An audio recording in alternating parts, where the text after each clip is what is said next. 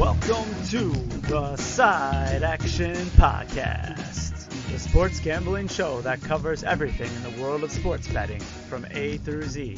We'll cover the four major sports, as well as anything and everything in between worth some action, and will increase the size of your bankroll. And here we go. All right, welcome to the Side Action, episode 19 of season 4. I am Jim Weglars, aka Wegs. You can follow me at Wegspool on Twitter and Instagram. And I'm Steve Roberts, aka Action. You can follow me on Twitter at 31sroberts. Follow the podcast at Side Action Pod on Twitter. So Action, you can see I have the ring light. Hopefully America can see me again instead of the blurred out version. Sharp image. Some focus there. Maybe it's something you got from Sharper Image. Well, somebody sent it to me, brother. Thanks, bro, for the birthday gift. He's been great the last couple of years. Last year was the mace ball. This year the ring light. So he's just thinking about me. Solid gift right there. Absolutely. So how was the New Year's Eve? Did you throw it out and have a good time? It's good. Nothing crazy at all.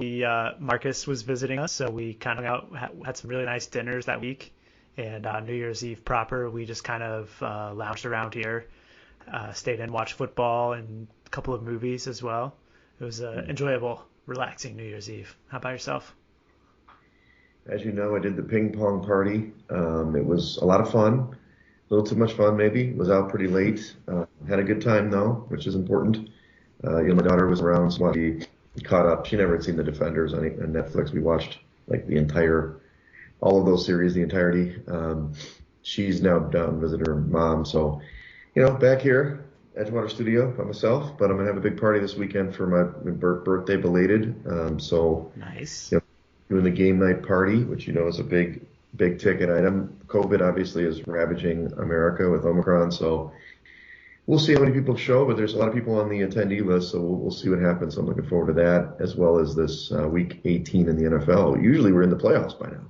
Yeah, it's going to be strange having regular season football ongoing this first weekend in January. I'm not really sure what I'm going to do with myself on Saturday. For example, there's no divisional games to watch. Yeah, it's weird. We can talk about that. It's an interesting week. And then also, the college football playoff, the championship game is Monday night. We can talk a little bit about that. We have to talk about college football all year, but maybe you can help me. I'm in line to win the pool, the confidence pool, if I pick it right and the top guy doesn't. So nice. I need your assistance. Anyway, well, let's jump into it. Recap for week 17. It was kind of a more or less split, although a little bit interesting on where people were. The dogs went 7-9 this week. So again, it's getting real close to that 50-50 in the season action. It always does. But this week, the road dogs got pummeled. So the home was one big. So I had 3-9 for the road dogs, ATS, and then unders were big back again. So 10-6 this week, and in general, road teams kind of got smashed, 5-11 in general. So we did have more games that were affected by the spread. So maybe it only took week 17 for Vegas to tighten this up, but now we actually have to look at the spread once in a while. Yeah. I mean, you always knew. Well, maybe we didn't, but interesting to see how low those percentages were all season long, and now 4 games out of the 16 this weekend. So very interesting. But the unders, I think that typically once the cold weather arrives, you see the scoring depress a little bit. So that's not surprising to see. And certainly the road dogs, that is surprising to me because we've talked about often on this podcast how home field advantage has been diminished in the league now. And the home teams played well this past week, right, except for the Colts. Except for the Colts. Much to the excitement of our proxy, who is jumping up and down with glee because he was not only happy about the Raiders, but I told him there was no way they were going to win, and he was sticking that to the home team. Nice. Let's talk about some of these highs. And the first one is, the Bengals, we did pick them, but out of the gate, that game didn't look so good, Action. It was like 21-7 and 28-14. And, Kansas City was kind of dominating the Bengals. And all of a sudden, this guy, Jamar Chase, who's my rookie of the year, by the way, he dominated. 266 yards, 3 touchdowns on 11 catches. One of them was I don't know, he just ran through the whole defense on that play. And Cincinnati gets the win outright, 34-31. Although we probably should talk about Zach Taylor's choice at the end of the game there to go for fourth down and kind of got bailed out of some penalties. What was he doing right there? Yeah, it was a very strange decision. I mean, on one hand, I guess you could look at the clock. I think there was like 40 or 50 seconds left, and the Chiefs were without timeouts, but it's still Patrick Mahomes. And Sure. if they had failed there, I guess on one hand, you could consider that you have Mahomes has to go 99 yards or 60 yards to get into field goal range on you. And Sure. that would have been difficult. But certainly don't want to go to overtime in that situation when you have an opportunity to kick the field goal. And he Right. got bailed out. Thankfully, they kicked the field goal and then ended up winning the game by 3. Yeah, analytics aside, I mean, I know we've talked about it. We're a little bit on different sides of that sometimes, action, but I guess I just don't. Look, I don't want to lose to Patrick Mahomes, but I mean that was a huge game for both teams. Mm-hmm. Really, got a chance to kick the field goal with maybe I don't even know what it was at that time, minimal seconds, maybe 30 seconds or something. I don't know. I guess it's just strange to me, but they won the game. We would all talked about it on Monday if they missed a field goal or whatever or got stuffed. They actually did, except for the offside. So.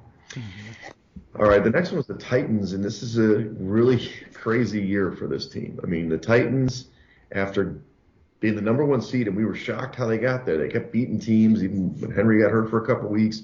Then they kind of cratered for a while. They came through big. I mean, they crushed the Dolphins. This game wasn't close, and they housed the Dolphins. It was 34-3 or something. Mm-hmm. And in the end, they're the one seed if they win this week, which is incredible because, I know Henry, I guess, is clear to practice this week, but he won't play this week, obviously. But either way, I mean, this couldn't have been a better result for this team. And now, not only do they win the AFC, they can win the one seed this week. Yeah, it certainly would be a big opportunity for them if they are able to defeat the Texans this time. They're locked into the number 1 seed. And, I think you got to give some credit to their defense. They held Miami to 3 out of 12 on third downs, which was a big outcome in the game. And offensively, Right. they got the running game going, too, with some of the backups. Hilliard had a big game on the ground. So, I mean, who knows? I'm going to be interested in fading them, though, whoever they match up with in the round 2 of the playoffs. I know you are, but I do think Vrabel should coach the year. He may not be. I've been talking to LaFleur, talking to Zach Taylor, and obviously, to Taylor's credit, I mean, they were picked. I had them winning 5 games. I mean, they weren't supposed to be that great, and they're playing incredibly. So, but I don't know. Given what he's gone through, I think he deserves it. Let's look at some of these other notes up here.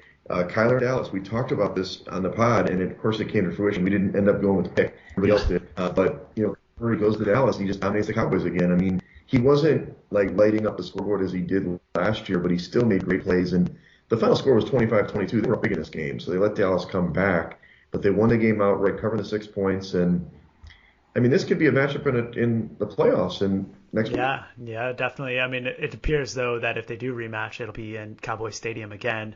But I didn't pick this out before the game, and I was reading afterwards that Kyler Murray has never lost as a quarterback in that stadium.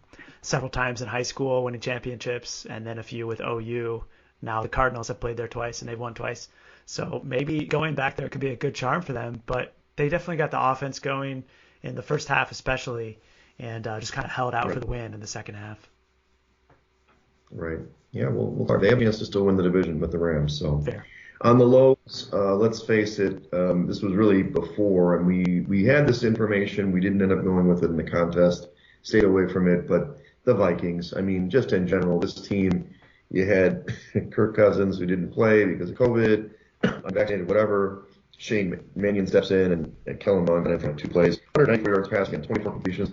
This is 4.4 yard average. That's not good action, at least the last time I checked.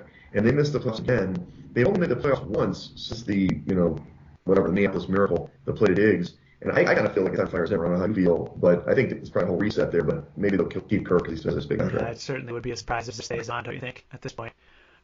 Sean Mannion was worse than you and I expected, and unfortunately we passed on the game, and almost every single one of our competitors in the contest picked up W in that one. But I don't know what else to say about it. I don't know that you could give the Packers any sort of credit for that victory either. Right. I mean, it's hard to figure it out because they're playing with such bad, quarterback play. And then we have the Giants. Take Sean Mannion instead of whoever for the Giants in the opening play of the game. They fumbled almost to a stupid score here. They passed. This was Mike Glennon, 24 yards on 11 attempts against the Panthers. That's an all-time low in a non-weather game like the NFL, like a non-effective weather game. Yeah, another game that I was kicking myself that we passed on because Yeah. I think we talked about the Bears a little bit, but the Giants are just worse than I ever could have imagined. They are easily playing as the number 32 team in the league right now. Yeah, they're really bad. And the last is Matthew Stafford. Now, the Rams did win a game. They were down big. That was at 19-7 or something against Baltimore, and they raged back. But, Stafford has 6 interceptions in his last 3 games. He had 2 more in this game. He did put them together on a minute drive. The Ravens just are depleted. They gave up the big score, and then they win the game 2019, but didn't cover. That was actually a game that we picked, unfortunately, for the Rams. Can we trust this guy in the playoffs? This guy is looking terrible. Obviously, Cooper Kupp might win. He could win the MVP for God's sakes, but Stafford, rough to see. Yeah, it was definitely big for us at times that game. And the Rams, thankfully for them, came back and won the game outright, but they had no chance of covering the contest for us. Right, I know. Bummer, Bill.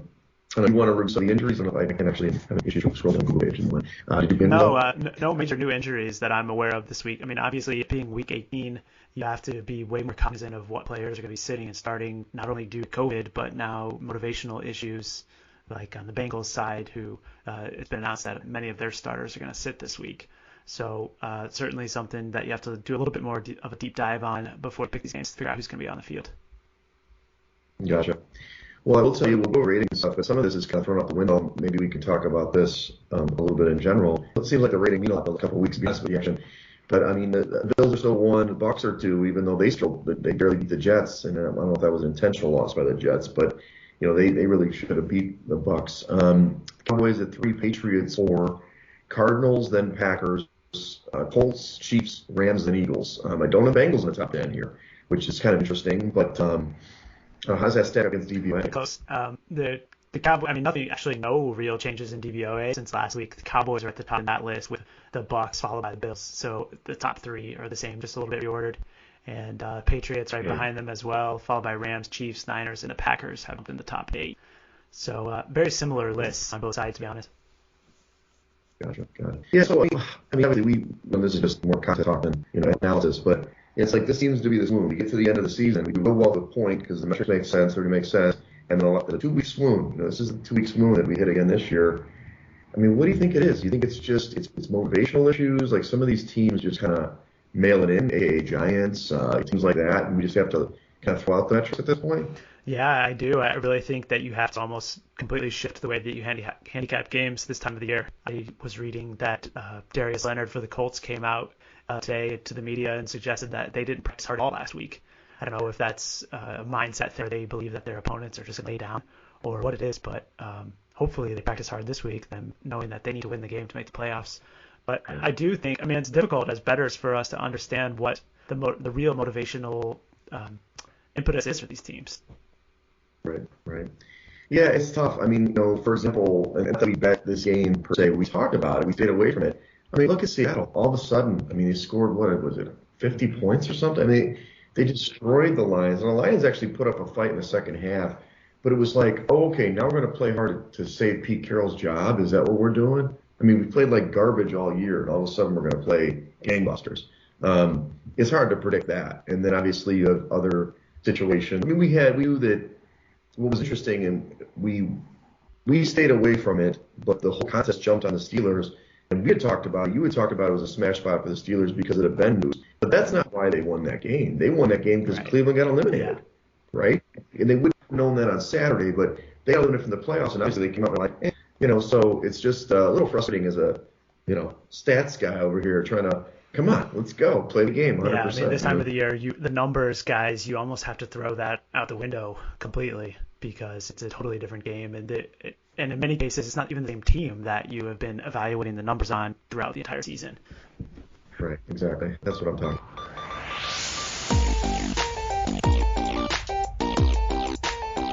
Okay, well, let's jump into this week.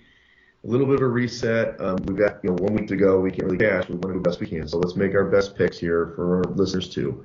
Make money for everybody. So the first one, we have 2 games laid out right. What's the Saturday? There's another Saturday game, right? These are just showing up in rotation order, I believe. No, these are right. The 2 Saturday games are Dallas and Philadelphia at the late spot, and then Kansas City and Denver in the early game. Okay, just want to make sure. Yeah. Okay, so the first game on the in the viewing audience is Kansas City going to Denver. Kansas City opens a 3-point favorite on the road, 43.5 point total. The Chiefs are now up to 10. I think it's 11 here at Rivers in Chicago, at 44.5 point total. So that was another team that's just cratered down the stretches. We've got Drew Lock. We talked about him. He stinks. And the Chiefs obviously are still in the mix of the 1 seed. If they win, the Titans lose. So you got to figure the Chiefs are motivated, and that's what the line is telling you, right? This is an early one. We could take it if we wanted to. Would you jump on the Chiefs? No, I don't think so. They certainly need to win the game, but I don't think that their motivation is going to be too high because the expectations that the Titans are going to lose are very slim. So I think this is a theme that you might hear me talk about a lot as we move forward here, that just because a team is in a must-win spot, it doesn't necessarily mean that they must cover. So laying 10.5 points in a game that potentially could, there's no real reason for the Chiefs to want to run the score up again this week. They have the playoffs to look forward to and likely a game the very next following week. Right. That's true. Okay. Just wait for it. Yeah, and no interest in betting on Drew Lock, obviously. Next game, 8:15 p.m. Saturday, is Dallas going to Philadelphia, and the Cowboys are 4.5 as road favorites. Right. So, you got to figure the Cowboys want to win. The Eagles are locked into their playoff spot, but they go up in the slot, basically. 49ers lose. The Cowboys, they can't get to the 1 seed from what I've figured out. So sure. I think it's just a spot. It's going to be a backup game. This is the point. They did this. The scheduling was good if, maybe Philly was 1 game better, right? But is it just another stay away spot for you, or do you think you would lay it with Dallas? No, I don't think I would lay it with Dallas. I would probably lean to the Philadelphia side here in this game, taking the home underdog in the division. I realize that Philly doesn't have a whole lot to play for either. I think they could advance 1 seed in the playoffs. Is that right? That's I was reading your blog post, but I haven't read if it's going to be the starters. Jalen Hurts was pretty good, and Boston Scott was great last week. Mm-hmm. So again, I just think that the Cowboys is a team that is a little bit overrated at this point in the season. They are. I will say about Philly, from what I understand, they haven't beaten a winning team all season. This would be their first. If the Saints win this weekend, then technically the Philly would have beaten a winning team. Other than that, all teams are against sub-500 teams. That's my only thing against Philly. And, my coworkers love Philly, so sorry, guys. But so I probably figure I get it. You're getting the home dog at 4.5 in the division. It seems like a good number. I just don't know if they're that good of a team, Yeah. But do you have interest in laying the points with the Cowboys on the road? Not really. No. It'd be more of a stay away spot, just because if Dallas is playing for the 1 seed, yeah, sure, But in the end, yeah, you're probably right. Philly they probably would win the game. It's probably a decent money line spot, but I don't know about contest pick for me. Okay. All right, so next one is Green Bay at Detroit. This Green Bay opens 11-point favorite on the road, 46.5 point total. It's all the way down to 3.5 in the contest. Total's 44.5. Green Bay has nothing to play for. Obviously, they won the 1 seed outright. They have this record in the NFL in general. So they have no motivation at all. So, these are tough games. Like, do you say, okay, I don't even know are they going to sit Rodgers? Is that already reputed? I don't even know. Everything that I have been reading suggests that Rodgers is going to play. Right. And I don't know if that's his opinion or the coaching staff or the front office, but I don't believe it for a second. I don't see – they may start the game, but I don't see any reason that the Packers are going to roll out their starters and try to run through the Lions in this game. And for that reason, I think that there's some value here in looking at the underdog Lions as a home underdog in the division. They've proven that they play hard week in and week out, and I have no doubt they'll do that this week as well. Right. Yeah, me too. I think that's the right side. I just, I don't know what happened last week. I just can't think what happened last week. That was just Rashad Penny ran for like 1,000,000 yards against them. I know that was weird. I was like, God, they couldn't stop the run. They've been pretty solid this year. I don't know. I guess we can put a yellow on that one. I might have some other ones that I like better. Sure. We'll see. Okay, so the next one is Chicago going to Minnesota. The Bears obviously got their big win against the crummy Giants. Minnesota is a 6-point favorite at home, 45-point total. It's 5.5 in the contest. The market says 3.5 the Vikings, 44.5-point total. Yeah, I don't know what to do with this team. Like the Vikings, to me, their season's over. So is Chicago's, and it's reported that Nagy's probably going to get fired. So maybe they're playing for Nagy. They did last week. And this is the kind of shit that I don't like, action. It's like the numbers don't tell me anything in this one, except that I know Minnesota defense sucks. The Bears defense is pretty good. And in the end, I love the weapons on Minnesota, but sometimes they play like, oh shit, not with you. So. Mm-hmm. Yeah, this one is really difficult. What do you make of the difference in the contest line, 5.5 versus the current market today at 3.5? It appears that Circa believes it's going to rise between now and kickoff. Look, I have the game at Vikings -5. So maybe they're just like, hey, ignore the noise. We're going to put the real number because both these teams are out of it. But I think that people eventually are going to be like, the Vikings are a better team, right? I don't know. And the Vikings have beaten the Bears, I don't know how many years running in Minnesota. Maybe last year the Bears beat them. I can't remember. But they almost always beat them in Minnesota. It's just like death taxes. Right. So I'm not sure, dude. I can't really say. I think it's the real line, I guess, is what I'm saying. It's just surprising that the line's so depressed towards the Bears. Yeah, and actually, as I say that, it does look like it's pretty much 5.5 across the board now. Oh, okay. As we speak this evening. So apparently they were in line with the market. But I was interested in the Minnesota side in this game initially until today. I read reports that Justin Fields hit the COVID list. Okay. And I think whether it's Dalton or Nick Foles inserted into the lineup actually gives the Bears a little bit more of an edge, a fighting edge in this game as an underdog. And like you said, historically, they have performed really well in this spot on the road. Right. Well, I guess we'll put it as a yellow. It's going to be out as all week. We're going to talk about these crazy lines that, I'm too linear. I'm too binary. I need to figure this out. I like looking at numbers. We'll see what happens here. Let's see. So another one action, lead off because I can't scroll down on this. Sure. AFC East divisional game. We've got the New England Patriots going on the road to Miami. And the Patriots are showing as a road favorite -6. Yeah. This one I can get behind the Patriots. The Patriots are still on line for the division. Is that right? That's not true. They can't. I think so. Yeah, they can. They can take the division if they win, right? And Buffalo loses. Yeah, and Buffalo loses. So right? I think they have all the motivation in the world. I was really disappointed in Miami last week. I knew that they hadn't played anybody, but damn, And I know Miami, look, traditionally New England sucks in Miami, but I don't know if that was Tom Brady or what. But I got to think they're going to come out with a fury here, and they're going to beat this Miami team. It's a lot to lay, to be honest with you, but Miami's out of the playoffs, so to me it lines up for the Patriots. Yeah, the Patriots really opened a can last week against the Jaguars, huh? Oh my God. It was another, we've talked about it all season. This team, they have two performances like this. What was the other one? Was it Cleveland? They beat something like the Jets, like 50-7 or something. Look, and it's interesting is they don't put their, Belichick's like, screw it, we're going to keep scoring. I don't know why. He's looking for point differential. I don't think it matters, but they did. Mac looked pretty good in that game. Yeah, it beat me on a couple of live unders in that one as the Pats just continued to run the ball into the end zone throughout the second half.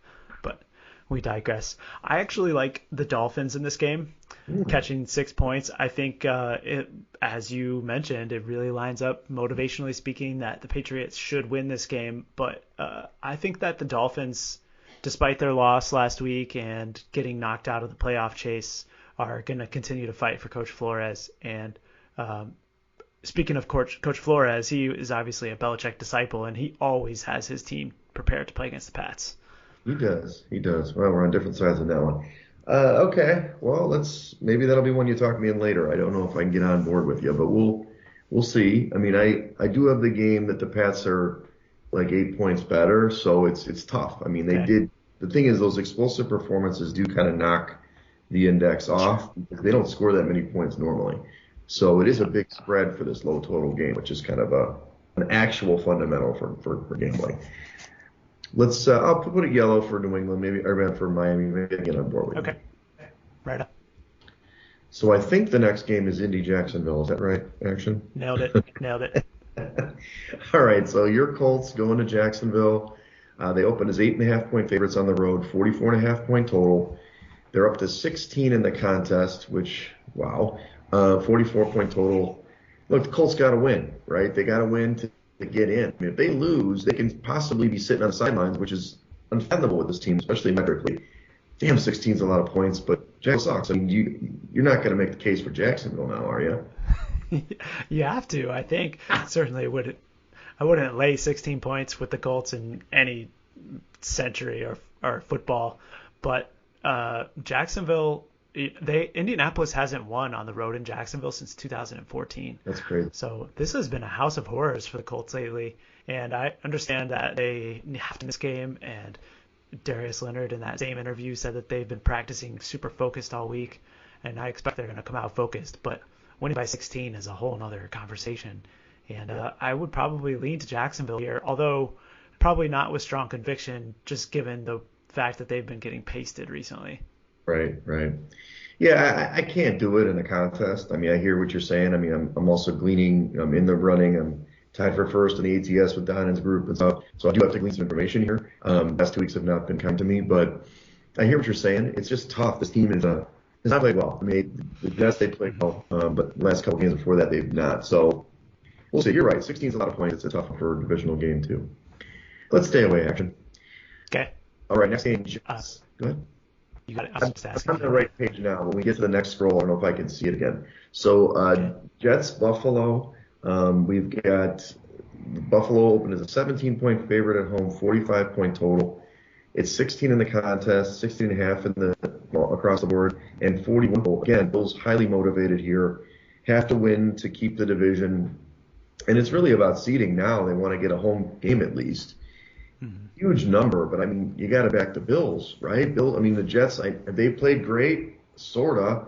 I mean, my guy Zach Wilson decided to start playing football, but I don't know, man. I can't back the Jets, man. I can't do it. I Okay. told you last week we should have done it, but this is Yeah. tough. I can't Yeah. do it. Well, I will give you that credit. You were suggesting the Jets last week, Yeah. but I don't think I can lay the points with Buffalo here. This is another team that obviously has the motivation to win the division, but despite their history where they like running the games up late, I don't see them doing it this week, knowing that, and in all likelihood, actually it's guaranteed that they're going to be playing next week in a playoff game. Right. I don't see Josh Allen running the ball late to make this 14-point game a 17 or a 10-point game 17. Okay. So I think if we were to pick, I would only side with the Jets here, but I'm with you. I think it's probably a pass. Yeah. Good call. Good call. Can I interest you in a Tampa Bay game? Tampa Bay at home, Carolina. We didn't talk about Antonio Brown, by the way, but Tampa Bay opens as a 16.5 point favorite at home, 43-point total, 8 points in the contest. It's between 8 and 7.5 with a 41.5 point total. And we'll touch loosely on Antonio Brown, which we didn't mention at the top. I mean, he's in that case. We all know it. I've known it for 3 years. I feel bad for the guy. Maybe it's CTE. Maybe he's got mental problems. He's taking his shirt off. He's dancing around the end zone mid-play. I mean, whatever. But I will tell you the story behind that. We'll talk about it in the playoff preview next week. You lost Godwin, you lost Brown. You don't have that Yeah. mid-range guy. You've got, I mean, you still got Evans, but anyway, Tampa still has, motivation here. I mean, that's, they can't be the 1 seed, obviously, but they could be the 2 seed if they win. They've obviously won their division. Carolina has baffled me. This team has just stunk in the second half. And I don't know. I guess they played okay against the Saints, but Saints have no offense. 8 points at home with Tampa. They've been covering numbers pretty much except for against the Saints. What do you think about the Bucs? I don't know. I don't know. I think that this offense is broken a little bit right now. You touched on Antonio Brown, and I'll add that I had so many Antonio Brown props last week because of his contract incentives. I was drinking the Kool-Aid, and that was a wild way to lose a bunch of prop bets. But I made them too because Mike Evans was banged up, and Sure. he actually performed better than I expected in the game, but he's still hurt. And beyond Mike Evans, they've now lost these other two receivers. I don't think this offense has a whole bunch of a bite. You didn't touch on Fournette being out of the lineup, and Ronald Jones got hurt last week as well. Speaking of injuries. So I just don't think this is an offense right now that's capable of running scores up. And on the other side, the Carolina Panthers have been a stout defense all season long. They have. That hasn't been their issue. Right. So I think that there's value on the underdog here. Okay. All right, maybe let's put this one as a yellow, even though it's against my index pick for Carolina. Only because that number's rough, 8 points. I mean, it's the same thing last week. It was like they rode, I think it was 7 or 6.5 or something. They didn't end up covering that one, but it was close till the end on that one. Mm-hmm. I have one more thing to add in terms of the seeding. Do you think that Arians and the rest of the team is all that concerned about 2 versus 3? And will they risk even more players trying to push on late with Brady being so old and the rest of their offense down to, bare bones? Yeah, I mean, the answer to the question is that he shouldn't, but I don't know. I mean, Arians after this week, it's a disaster situation with Antonio Brown. It's a PR nightmare. Who knows what was said. Maybe they told him to get in the game when he was injured. I have no idea. So they got to kind of look decent in this game because they're going to play the following week to me. So I agree with you. They're probably not going to – I mean, I can't see Brady if they're up like 10 points or 14 or something. They got to pull him, right? You're not going to make him that much. You don't need him at all. And like you said, 2 versus 3 isn't that big of a deal. But I don't know. I would love for them to give us news and say Brady's sitting, and that'd be easy. Right. All right. Okay. The next one is Tennessee-Houston. Tennessee was a 10-point favorite on the opener, 44-point total. It's still there. Tennessee is a 10-point favorite on the road, 43-point total. Look, the Titans have to win to keep the 1 seed. I believe that they will. They don't have all the weapons that they should, but Vrabel knows how to rally his troops. Will you take this one -10? I've got it. Come on. -10. Titans on the road. Look at this guy. He's captain underdog all week, all day. He's back to the season. I do like a lot of underdogs this week. I don't see, again, this is not an offense that's capable of blowing teams out despite the outcome last week. Okay. A.J. Brown is back, and Julio Jones is still in and out of the lineup. But in the previous game, remember, Houston went in and beat the Tennessee Titans in Nashville. And I think that I'm expecting the Texans are going to play hard again this week. I don't expect they're going to win again, but I think that you have some value catching 10 at home with the Texans. Mm-hmm. Can I get on board with that, bro? I don't know. Okay. Back away. Okay. It's going to be a rougher week than I thought. That's okay. It's okay. That's why we do the podcast. So you're interested in laying 10 with the Titans? Absolutely. 100%.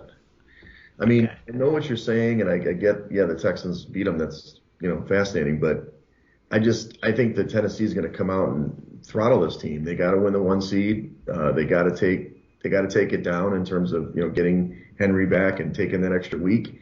And they're playing on a roll now. They've beaten 2 good teams. Well, Miami's not great, but they beat San Francisco and beat, obviously, Miami. That was a big game.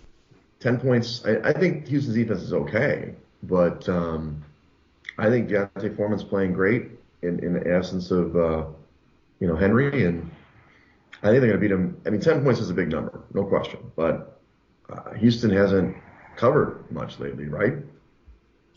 They before the loss last week at San Francisco, they had 2 covers against the Chargers in Jacksonville. Right, that's true. They did beat the Chargers. So I don't know. I mean, I guess I'm looking at more motivation, and I mean, it's really pretty close to my index anyway. So it's like 8 instead of 10, but it's okay. We can just disagree and move on. Okay, Washington and the Giants. This one's whatever. Washington let us down again. Washington -4, of course, on the road in the opener, 41-point total. They're up to 7 in the contest, 38.5-point total. I don't know what to say. The only thing I will say about extra motivation, because neither of these teams are going anywhere, is that Joe Judge called out Washington and said they're a clown organization or something like that. So I kind of think there is motivation for Washington here. 7 points is a big number, but the Giants have stunk. So, I mean, you would probably say, hey, the Giants have stunk. Everybody thinks they stink, so let's go with them because, but that's kind of my theory last week and it didn't work. So I'd probably lay 7 versus do it or do nothing. Yeah, I agree. I have no interest in the Giants. I think I read that the giraffe neck, Mike Glennon, is out for the rest of the season. Yeah, with hand surgery.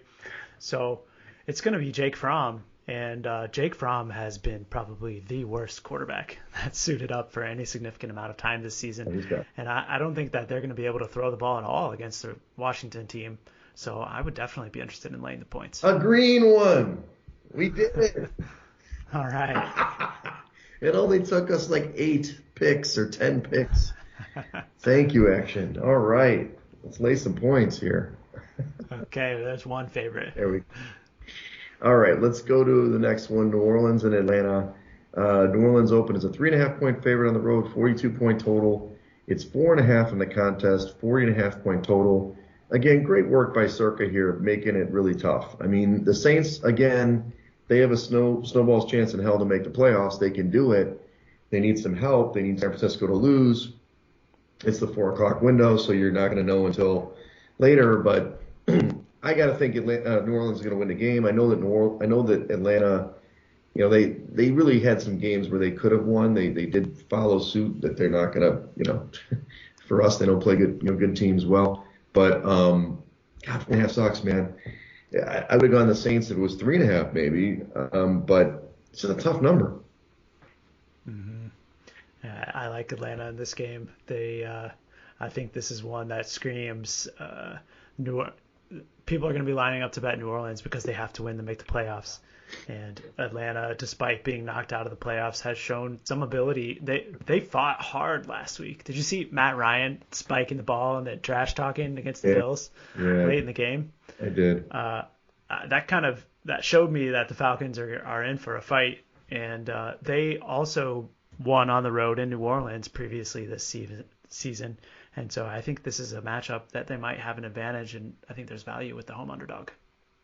Okay, I can see that one. Atlanta, yellow. Okay, done. Well, mainly because, we've talked about it. New Orleans really struggles covering numbers. They just do. They did last week barely. They really shouldn't have. Okay. And in the end, that offense is kind of broken. I mean, it was funny because, who knew that Jameis Winston was going to be the best quarterback for them in that system, going in. So. And they couldn't run the ball at all last week as well. Not that Atlanta has any sort of stout defense, but it was really just catching balls out of the backfield that really did all the damage. Right, usually is.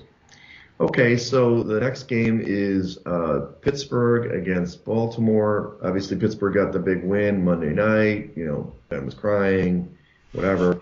Now he's on the road at Baltimore, 6.5-point favorite for Baltimore home, 42-point total. It's 6 in the contest. The mark is 5.5. This is for the Ravens. 41 and 42 depends on where you're, or 41.5 to 42 in the total. Really interesting game action. I'm a little surprised Baltimore's this favored. I mean, I'm assuming Lamar Jackson's back. Is that what's happening? That's questionable because I had seen some reports that he was going to be trending towards playing this week, but I personally don't see the value in risking him in a game where, you mentioned the Ravens have a very slim chance to make the playoffs, and I believe that it's going to be Huntley, even though it hasn't been explicitly reported that way. Right. And obviously Pittsburgh, it's a weird situation. Pittsburgh can win with some help, but it's a goofball situation. Baltimore technically can make the playoffs. I mean, it's kind of crazy. If the Colts lose, the door opens, wide open for them. But So here's the question for you. So Huntley has covered every week, right? I mean, have they not covered every damn week with this guy in the lineup? I mean, because they're usually the dog. This is a weird situation that they're favored. I don't understand. If this guy was a dog, I'd be all over it. I can't lay 6 with them, even though I think Ravens could win the game. But it's just a weird situation. Yeah, I think you're right. I mean, the one game that they didn't cover in the stretch of the last 4 was in Cincinnati when Huntley got out with COVID at the end and Josh Johnson stepped in. Right. But before that, they covered late against Green Bay, and then Cleveland the week before the strong performance last week against the Rams. Right. And I understand what you're saying. Huntley isn't necessarily a high flyer, but I think that his play the last 4 weeks has been more impressive than Lamar Jackson this season. Right. And speaking of Lamar Jackson, he's probably worried right now that he's going to get Wally pipped and lose this job. But I think, in my opinion, the handicap here lies on the other side with the Steelers. After that game on Monday night, Big Ben had his swan song and he was crying, as you mentioned. I think that they're gonna come out super flat in this game, despite their chances of making the playoffs and it being a divisional game. I think that they're just gonna mail it in, and the Ravens are gonna trounce them. Okay. Well, I'll get on board with the Ravens. I mean, I'm not back the Steelers all season. I don't like them. It's just a weird situation. And again, I don't think Huntley's been a favorite yet. So it's perfect to be a lot better. Well, we could go yellow, since you're trounced. So like you say, he's got a hammer spot. I will say though, if for some reason it's announced Lamar Jackson's going to play, I have zero interest in the Ravens. I mean, he's clearly banged up, and I would much rather be betting on Huntley at 100% than Lamar Jackson at anything under 100. Okay. All right, so next game, Cincinnati and Cleveland. Cleveland opens as a 1.5-point favorite at home, 46-point total. The Browns are now a 6.5-point favorite with 38-point total. This is because Joe Burrow's now playing, right? Is that the deal? Correct. Yeah. So, and that makes sense. So to me, it's just a straight stay away. I don't love Cleveland now. I can't do it with these guys. Baker Mayfield on the other side will also be out, going down for shoulder surgery. So Case Keenum will be under center for the Browns, and I think that's probably an upgrade too. So Sure. Definitely all signs point to the Browns being favorites, and that's why you're seeing 6.5. But I agree we should pass. Okay, perfect. All right, next game. Here we go. Wait, did I miss one? Dang it. Is it Baltimore? Or no, I already did that. Okay. Seattle and Arizona. Got it. Scrolling. All right. So Seattle and Arizona. Arizona opens a 5-point favorite at home, 46.5-point total. They're up to 6.5 in the contest with a 47.5 to 48-point total. Like the 5 a lot better, but I still like the Cardinals here. They still have a chance to win the division. They've got to win. And I can't remember the matchup advantage on this one, but Arizona they beat Seattle normally in the matchup, right? I think Seattle has their number. Yeah. I'll pull up the head-to-head. But despite that, I'm with you. I think that Seattle has been underperforming this season despite last week. And on the other side, the Cardinals got right with that victory in Dallas. And I do think that this is another game that they're going to use to get the offense going. With the loss of Hopkins, they're really trying to focus on getting some of the other receivers involved. James Conner didn't suit up again last week, and I think that he's going to be trending more towards playing, so that'll certainly help the offense as well. Yeah, I mean, Edmonds came out questionable on the report, but I think he'll play. He's been really good, and I just think that, your guy, Rondale Moore, adds an element. He's back. Christian Kirk played really well. So even in Hopkins' absence, they're figuring something out. So, yeah, I like Arizona, and they are an index pick as well. All right, let's see. San Francisco and the Rams are kind of the marquee game in the 4 o'clock window. The Rams open as a 6.5-point favorite at home, 44.5-point total. In the contest, it's 4 points for the Rams, same total. Look, the Rams win, they win the division, they get the 2 seed. San Francisco wins, they're in. If they lose, they need help. They need to, they have to make sure that New Orleans loses, right? So it gets really dicey. Look, I hate Stafford. I'm on record now. I'm definitely on record for hating this guy.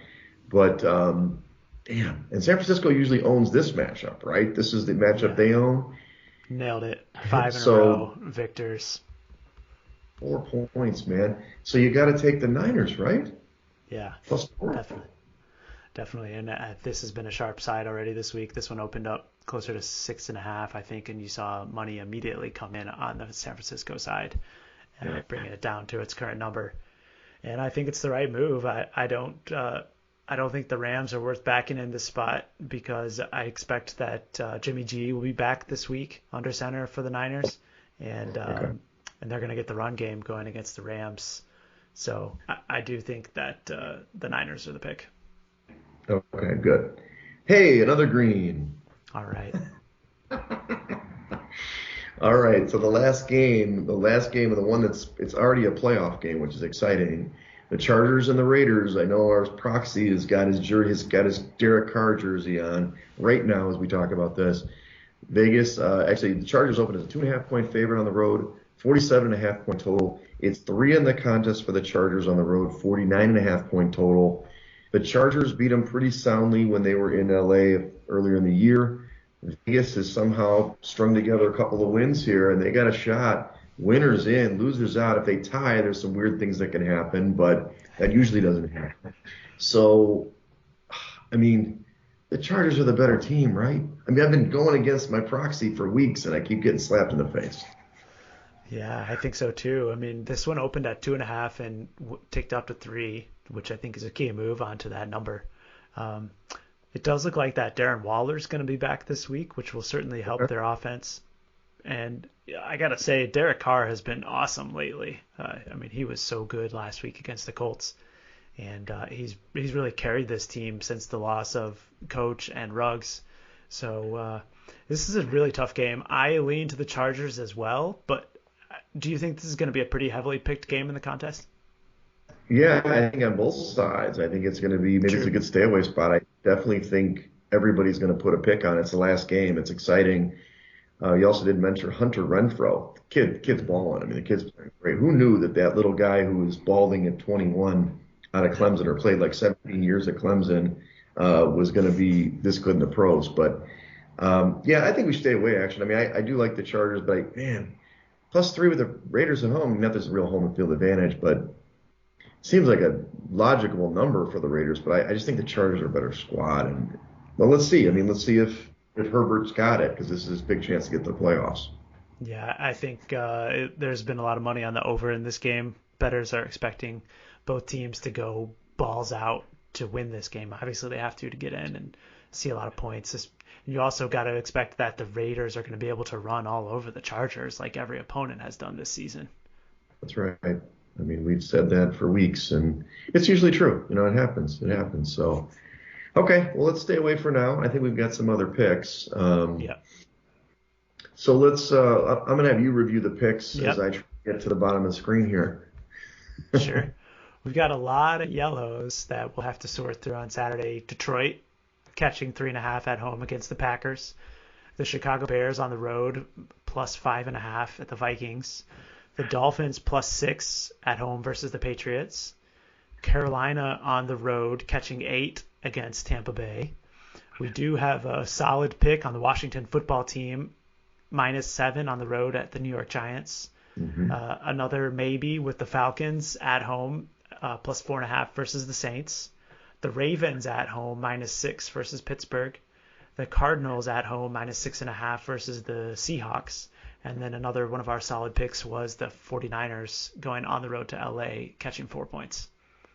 Okay, we've got some to pick from. I feel pretty good about those. I can live with those. I know there were some that I was poo-pooing quite a bit, but I think we can get on board. We got 2 solid ones, which is always helpful. Yeah. So we'll talk on Saturday again, and en route to volleyball, likely action. So, And not unlike every other week, the past couple, I'm sure there's going to be a lot of COVID news between now and Saturday morning too. right. Okay, well, let's review the contest. So we went 2-2-1 last week. Okay, fine. We didn't lose a lot of ground. We didn't gain ground. That's what we wanted to do. So in the shot of the money, guys, we lost it, guys. Sorry, everybody. We did our best. We were 3 picks better than last year, which is awesome action. That's a lot, way better. But unfortunately, the competition's gotten better. There's a bigger pool. So, I mean, at the top of the heap, it's 60, 24, and 1. That's 71.18%. Just to give you some reference, in the Super Contest over at the Westgate, the guy on top is at 57. So, this is Wow. somebody's dominating. And I believe the guy who's number 1 also has the number 3 entry, Yeah. is what I heard. And the number 2 guy has the number 5 entry. So there's some real studs in there. That's 3.5 picks better than last year at this time when we finished the contest. So just to tell you how good it is. In the top 50, it's 50 and 30, which is 64.71%. That's 4 picks better than last year, dude. So look, we did 3 picks better, but the field got 3 to 4 picks better. That's pretty impressive. I mean, maybe it's an anomaly. I'm not really sure, but I will tell you that if we would stay on track with which weren't able to do, I think we're going to be really close. If we would have hit that magic number I was looking at, I think we would have been. So I think we would need at least 7 to get in there. But anyway, let's see what we can do in this week action. Obviously, I'd love to get in with the top 500 at least. That would be nice to Yeah. do. If we get a 4-1 or a 5-0 or something and get over 50 picks, that's really good for an 18-week season. Yeah, it's incredible that over 50 entries are hitting better than 64% against the spread. That's incredible. And it just goes to show how difficult this contest is now as it grows year over year. Over 4,000 entries makes it that much harder to actually cash.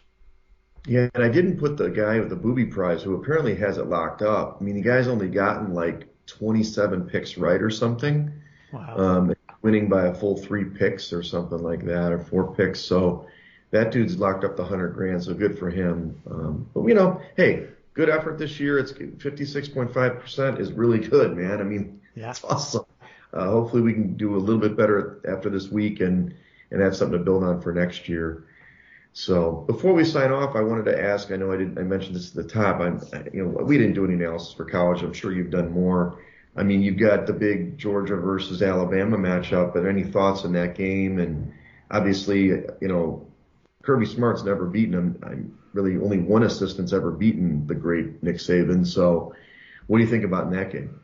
I think he got him in that one SEC championship game, right? But then when they went to the Okay. national title game, then Alabama came back and won the title. But Right, right. anywho, I lean to Georgia, to be honest with you. I think that this year it's flipped, where Alabama got them in the championship game, and now Okay. in the rematch, I am optimistic that Kirby Smart and the offensive coaches are going to change up the game plan a little bit. We saw in the semifinals that they came out and threw the ball on a lot of first downs with Bennett, and that caught Michigan off guard completely. And I anticipate they may have a similar game plan this week. Yeah, I mean, Georgia's 2.5 point favorites in that one, 52 point total. I think so. I want that to happen. In a way, it's not that I'm totally anti-Alabama. I mean, I think Saban's probably the greatest of all time in terms of college coaches. But, I mean, come on. Somebody's got to beat these guys. I mean, we've seen Clemson beat them in the big spot. But I'm kind of just rooting for Georgia. I mean, they had them a couple of years back when Tua was, there as a freshman. But that's more of a heart pick than an analysis pick. But they were the best team all year except for that Alabama game. Yeah, totally. And I mean, it's going to come down to the secondary play on both sides, whether or not Bennett can actually throw against Bama, and how well the Georgia defense fares against Bryce Young and company. Well, he was just chucking against the Wolverines. I mean, that game when he hit the big pass, that I don't know what the corner was doing. He just stopped for a second and let the guy run past him. I'm like, who is this kid? Like, I mean, he wasn't. I didn't think it was a great throw, to be honest with you. But hey, they were just taking their shots, and sometimes you got to do that to make things happen. So I heard the Alabama secondary is a little bit more suspect than years past. So Mm-hmm. hopefully they. All right. Well, I don't know any big plans for the weekend. I mentioned my party, but you got something going this weekend? I think we got a little snowfall here in southeast Michigan, so we're gonna maybe head up and try to hit a local ski hill, get ourselves warmed up for our big trip to the Alps in a few weeks, Oh, I didn't and know you we'll were son. Nice. yeah, Switzerland is in our plans. a couple weeks from now. So we're going to try and get warmed up here in the Southeast Michigan hills. Good for you. Yeah, yeah. I mean, if you haven't skied in a minute, it might be a good idea.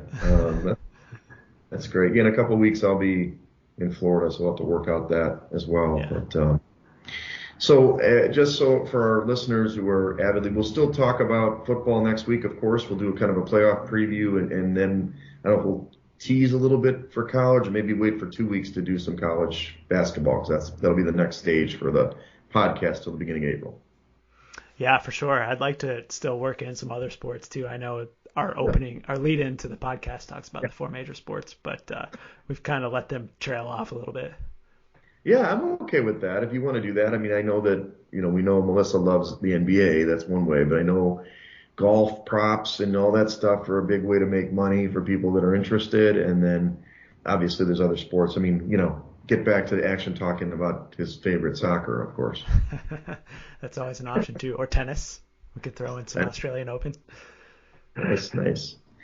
Okay, well, great. Well, follow the podcast at Side Action Pod on Twitter. Follow me at Wegspool on Twitter and on Instagram. And follow me on Twitter at 31sroberts. All right, everybody. Have a great week, and let's enjoy the last week. That's a wrap for this episode of the Side Action Podcast. We appreciate all of your listens, and thank you for joining us. We'll see you all again next week on Thursday for some more hot picks and side action.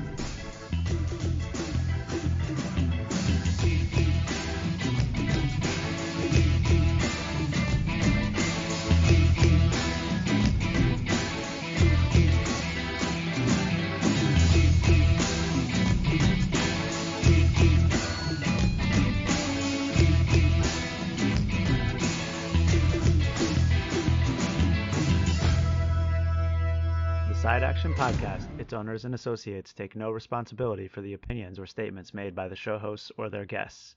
Statements or show topics are not necessarily the beliefs of this podcast, and opinions between talk show hosts may conflict.